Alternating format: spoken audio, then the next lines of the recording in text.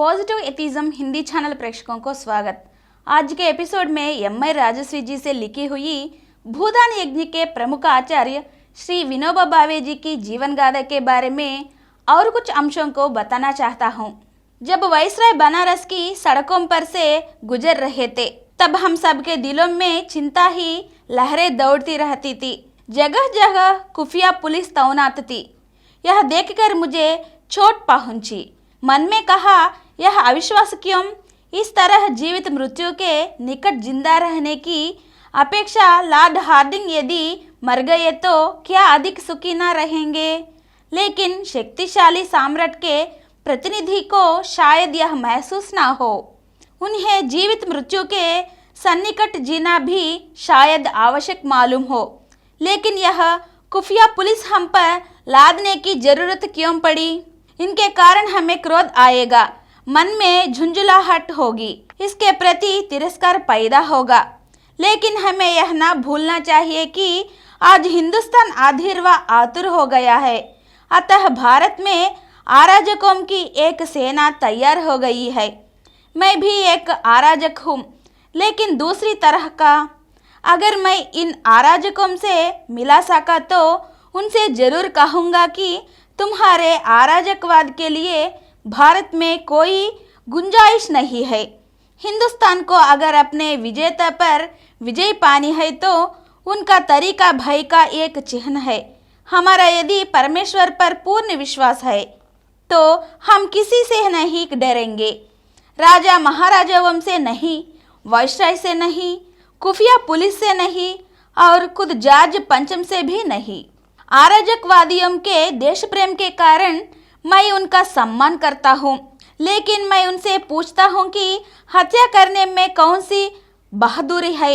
हत्यारे का खंजर क्या सम्मान योग्य मृत्यु का सुयोग चिन्ह है?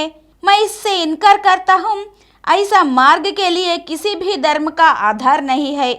हिंदुस्तान की पुलिस के लिए यदि मुझे यह जरूरी लगा कि अंग्रेजों को यहाँ से चले जाने चाहिए तो मैं वैसा साफ साफ करूँगा। और मुझे आशा है कि अपने इस विश्वास के लिए मैं अपने प्राण देने को भी तैयार हो जाऊँगा। मेरी राय से ऐसी मृत्यु सम्मान योग्य है। बम फेंकने वाले गुप्त षड्यंत्र रचते हैं, प्रकट होने में डरते हैं और पकड़े जाने पर अपने गलत रास्ते जाने वाला उत्साह की सजा भुगतते हैं। कुछ लोग मुझसे कहते हैं कि हमने ऐसा ना किया होता, कुछ लोगों पर बम ना फेंके हो तो भंग भंग की हलचल के कारण हमें जो मिला वह ना मिला होता। इसी समय सभा में बैठी हुई श्रीमती एनी बेसेंट ने उन्हें बीच में रोककर कहा, कृपया यह विषय समाप्त कर दीजिए। गांधी जी पर इनके विरोध का कोई प्रभाव ना पड़ा। उन्होंने अपना भाषण जारी रखा। इस सभा के अध्यक्ष महाराजाधिराज दरभंग ने गांधी जी को बोलने दिया। गांधी जी के इस भाषण के विरोध में कुछ लोग सभा से उठकर जाने लगे, किंतु गांधी जी बोले, जब तक अध्यक्ष ही मुझे नहीं रोक देते मैं बोलता चाहता जाऊंगा। श्रोताओं में से भी कुछ युवक चिल्लाकर बोले, गांधी जी आप बोलिए बोलिए। इस बीच मंच पर कुछ लोगों के चले जाने से अव्यवस्था फैलने लगी थी। तब मालवीय जी हाथ जोड़कर उठ खड़े हुए। यह देखकर गांधी ने भाषण बंद कर दिया और सभा बीच में समाप्त हो गई। गांधी जी का यह भाषण कई दिनों तक समाचार पत्रों की सुर्खियां बन रहा। विनायक का ध्यान भी इस भाषण से अनायास ही अपने ओर खींच लिया। गांधी जी का यह भाषण पढ़कर उनके मन पर इसका गहरा प्रभाव पड़ा।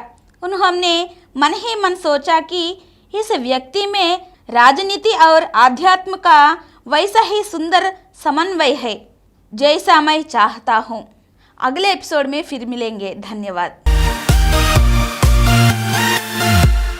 और कुछ वीडियो के लिए 18 करोड़ ऊपर के व्यूज हासिल किए डॉक्टर समरम मल्टी चैनल नेटवर्क समर्पित पॉजिटिव एथिज्म हिंदी चैनल को सब्सक्राइब कीजिए और नीचे हुए घंटे के निशान पर दबाइए। Please download Samaram multi-channel app and watch your favorite channels from your mobile. App available on Google Play Store and subscribe to the channels.